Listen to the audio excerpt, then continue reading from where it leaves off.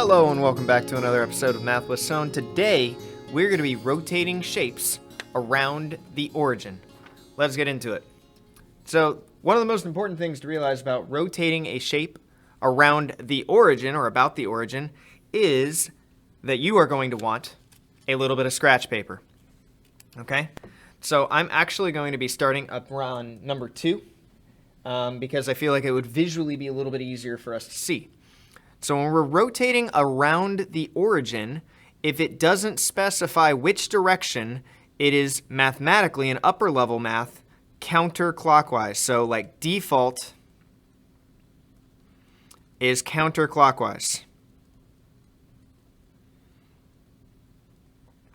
Some textbooks change it, but the default is counterclockwise when you're rotating.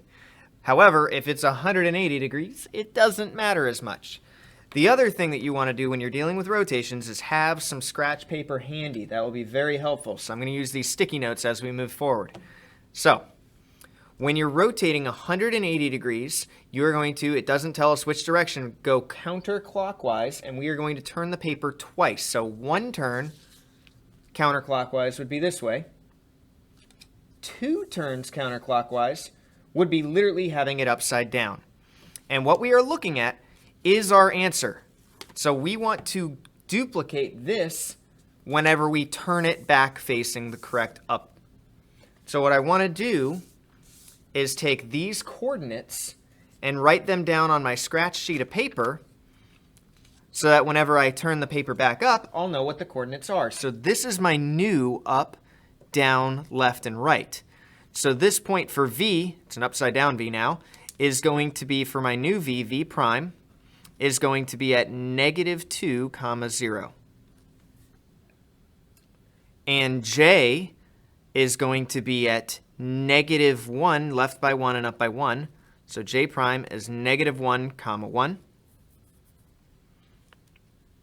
R is this point right here, -1, 2, 3, 4, 1, 2, 3. So R prime is -4, 3. And Y is 1, 2, 3, 4, 5, 1, 2, 3. So it is Y prime -5, 3. So once I get these coordinates, I know that this is the shape I'm going to draw when I turn the paper back upright. If you've done this on a scrap sheet of paper, you can actually just flip that back upright. If not, then you're going to have to just read upside down. But all I have to do is plot these points, and I'm going to get the shape that I was just looking at. So -2, 0 for V prime, -1, 1 for the J prime. R prime was -4, 3. And Y prime is -5, 3. I connect the dots, and when I connect the dots, I should get the exact same thing that I was just looking at. And it is right there. So the next problem we're going to be doing is going to be rotating clockwise. I'm going to do number 4. It's right there. It's handy. 90 degrees means that we are going to turn it one time, not twice like 180. Each turn represents 90 degrees. So a 90-degree clockwise turn. Clockwise, if you think about a clock, just in case you guys don't know, clocks turn this direction. So I'm going to turn it to the right one time. And I'm going to get these coordinates because this is my new up, down, left, and right. So I'm going to write them on a separate sheet of paper, which is right here. So here's my separate sheet of paper. I'm going to write down these coordinates. So I'm going to start with B. B is down at -5, but X is still 0. So it's 0, -5. That's my B prime.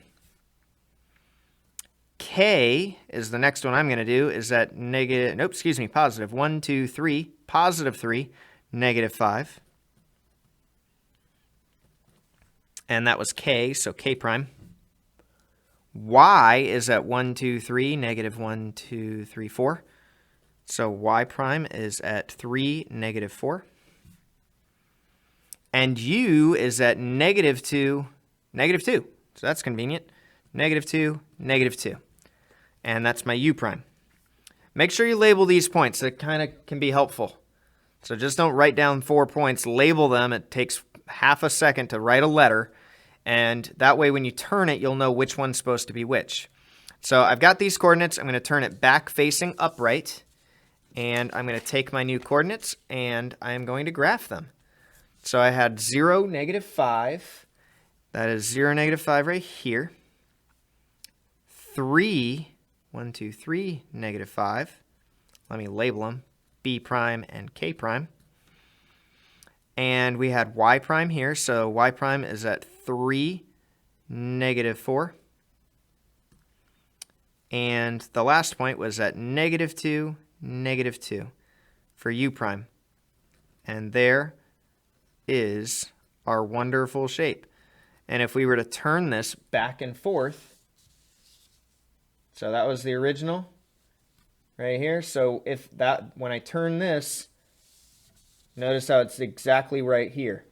So that black shape, when I turned it 90 degrees one time clockwise, that's what I ended up with.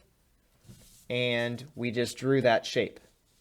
So if you really wanted to, you could just turn it back and forth and back and forth and back and forth, going back and forth to be able to see that over and over again to redraw your shape. I find that to sometimes be disorienting. So I always just write down my coordinates and go from there. Now, when you're writing a rule to describe the transformation, you're going to describe how much has it rotated. Now, some of these problems are going to be very, very obvious. And others are maybe not going to be as obvious. I feel like 7 is actually less obvious than some of the others. So I'm actually going to start with number 8. Number 8 looks like it flipped over. If it looks like it flipped over, that normally means that it is rotated 180 degrees. And if I turn it upside down, it looks like the same thing that I started with. So if I can flip it upside down and it looks like the same thing I started with, then it's rotated 180 degrees. And that's what the rule is. It did a rotation around the origin, specifically, which is that point right in the center, of 180 degrees. Now, it doesn't matter if you go clockwise or counterclockwise for 180. They both have the same effect. So I could just say 180. I don't have to say clockwise or counterclockwise. If we look at number 9, this one, however, looks a little bit like we got to pay attention to which way did it actually turn. So here, we started with this top one that's facing up. And it feels like I would have to turn it to the left to be able to get this guy right here. So I'm trying to get this shape right here, which has this point over on the right side with V kind of in the bottom right corner. And if I turn this image to the right, you notice that that V is still in the bottom right-hand corner right here. So you could also think of it as like the top part of the house or the kite. When I turn it to the left one time, it is here to the right here. So this is turning into that every time I turn one time to the left. So I'm turning this direction, and that is counterclockwise. So I am turning 90 degrees counterclockwise. 90 degrees counterclockwise. And that 12 is a clock hand. Just so you guys know, that's clock.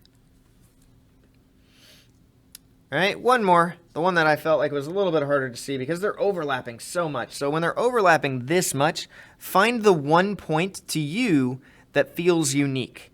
Okay? And in this case, I feel like there's 2 for me. I wouldn't pick H. That one doesn't feel unique. P particularly feels like it's way out there. Okay? So I'm going to pick point P. If I'm going from here to here, well, which way would I have to turn? Well, I would have to turn and move it this direction, right? So if I'm turning this direction, how far does it feel like I turned it? Does it feel like I turned it 90, or did it feel like I turned it all the way around? Well, to me, if it goes from this quadrant, which, by the way, the quadrants are 1, 2, 3, 4. Don't ask me why. So it's starting in this quadrant over here and moving over there. That move just one quadrant over, it is most likely going to be a 90-degree rotation. So let's turn the paper one time and see if we look like we have the same image as before. And we do. We have this one shape right here. It is turning into that shape with just that single turn. So this is a 90-degree rotation, counterclockwise again, because I turned to, no, not counterclockwise. Which way did we turn? We turned this way. That's clockwise. 90 degrees clockwise rotation. Now, another way to word that is just because we turned once this way, we could have turned 1, 2, 3 times the other way, and you end up in the same spot. So 90 degrees one direction is the same thing as 270 degrees the other direction. So we could have also said 270 degrees counterclockwise if we wanted to be that weird person. But it would also be an acceptable answer. That's going to do it for today's episode. I hope everybody has a great rest of their day. I will see everybody later.